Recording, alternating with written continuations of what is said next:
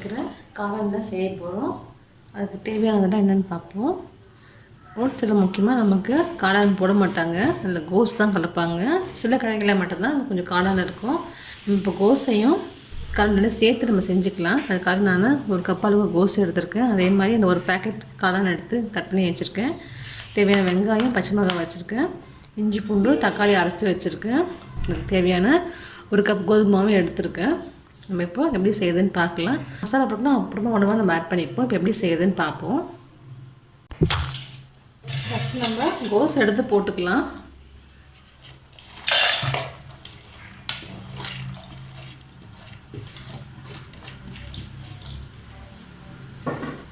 அதோட கட் பண்ணி வச்சுருக்க காளானையும் நம்ம போட்டுக்கலாம்.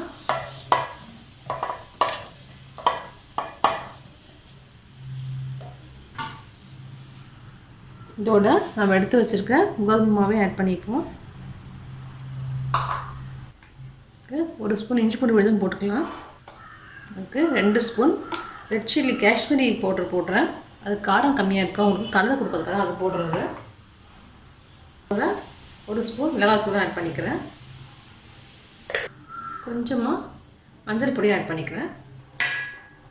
கொஞ்சமாக கலருக்காக ஃபுட் கலர் நான் ஆட் பண்ணிக்கிறேன். அது ரெட்டிஷ் கலர் நம்ம கடையில் இருக்காமல் நமக்கு கிடைக்கும். இது ஆப்ஷனல் தான், நீங்கள் வேண்டாம்னா போட வேண்டாம். இது போட்டிங்கன்னா அந்த கலர் கொடுக்கும்.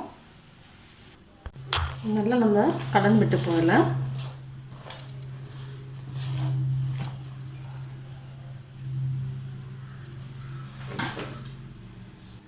இதுக்கு தேவையான உப்பு நம்ம ஆட் பண்ணிப்போம்.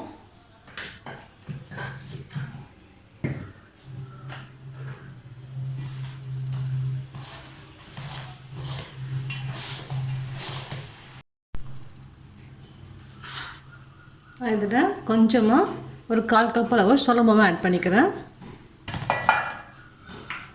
நம்ம எல்லாம் சேர்ந்து நல்லா பரட்டி விட்டுக்கலாம். நான் கோதுமாவை தான் ஆட் பண்ணியிருக்கேன். நீங்கள் மைதா மாவே போட்டுக்கோங்க, அப்போ தான் நல்லாயிருக்கும். நான் கோதுமை தான் ஃபுல்லாக ஆட் பண்ணியிருக்கேன். நீங்கள் கோதுமைக்கு பற்றி மைதாவை போட்டுக்கோங்க, அப்போ தான் உங்களுக்கு அந்த ரோட் சைடில் டேஸ்ட் நல்லா உங்களுக்கு கிடைக்கும். கொஞ்சமாக தண்ணி ஆட் பண்ணிக்கலாம். பிடிச்சதில் பொரிக்கிற அளவுக்கு நமக்கு இருக்கணும். ரொம்ப தண்ணி இல்லாமல் ரொம்ப திக்கலாமல் பிசைஞ்சு எடுத்துக்கலாம்.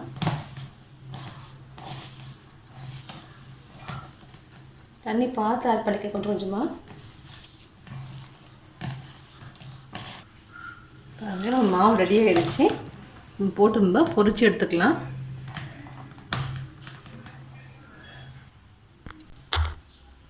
எண்ணெய் காஞ்சிடுச்சு. நம்ம கொஞ்சம் கொஞ்சமாக எடுத்ததில் போட்டுக்கலாம்.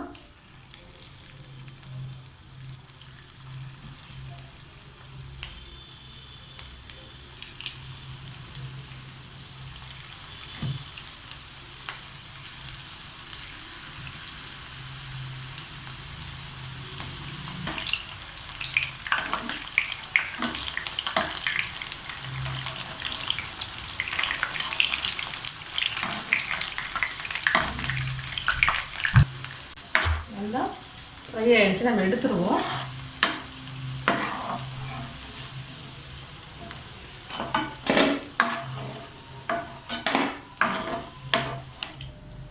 இதே மாதிரியே எல்லாத்தையும் போட்டு பொரிச்சு எடுத்துக்கலாம்.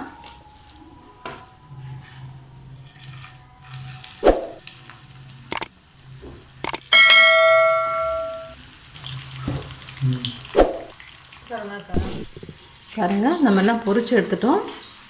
இதை நம்ம சின்ன சின்ன பீஸாக ஆக்கிக்கலாம். அப்போ தான் நமக்கு லாஸ்ட்டாக பெரட்டும் போது நல்லா ஈவனாக வரும். உங்களுக்கு சின்ன சின்னதாக உரிச்சு போட்டுக்கோங்க.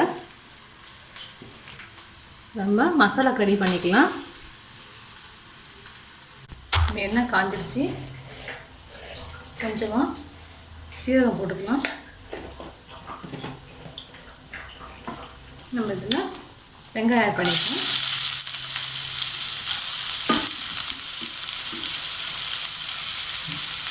பச்சை மிளகாயும் போட்டுக்கலாம்.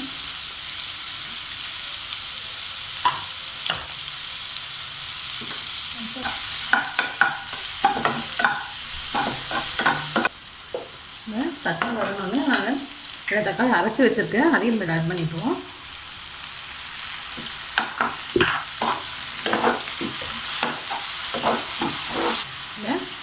கொஞ்சமாக மஞ்சள் தூள் ஆட் பண்ணிக்கலாம். ஒரு ஸ்பூன் மிளகாத்தூள் போட்டுக்கலாம்.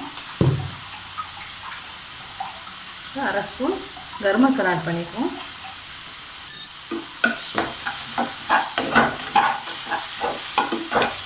நல்லா இதை வளர்ந்துட்டோம். நமக்கு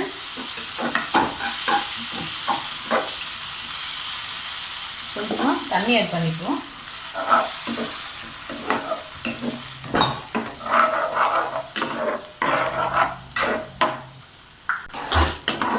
நல்லா வெந்துடுச்சு. இப்போ நம்ம ஒரு 2 ஸ்பூன் கார்ன்ஃப்ளவர் எடுத்துருக்கோம்.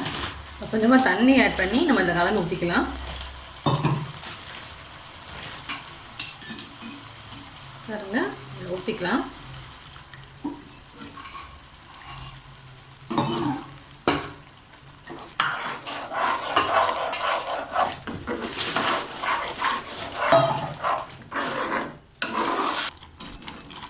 நம்மளுடைய காளான் மசாலா திக்காகிடுச்சு. இப்போ நம்ம இதில் கட் பண்ணி வச்சுருக்க பொரிச்சு வச்சுருக்க எல்லாத்தையும் நம்ம ஆட் பண்ணிப்போம்.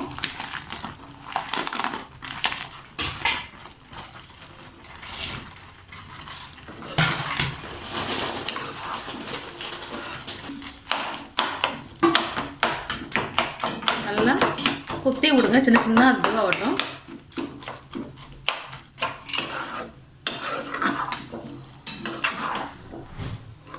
நம்மளுடைய காளான் ரெடி ஆச்சு. இப்போ நம்ம சர்வ் பண்ணிக்கலாம்.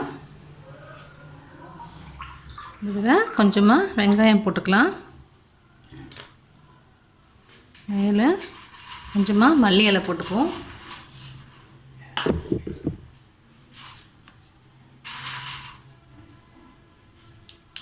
மேலே கொஞ்சமாக அந்த கார்ன் வறுத்து வச்சுருக்கேன். போட்டிங்கன்னா கடையில் சாப்பிட்ற மாதிரி நமக்கு அந்த ஃபீல் இருக்கும். அவ்வளோதான், உங்களுடைய ரோட் சைட் காளான் ரெடி ஆகிடுச்சு.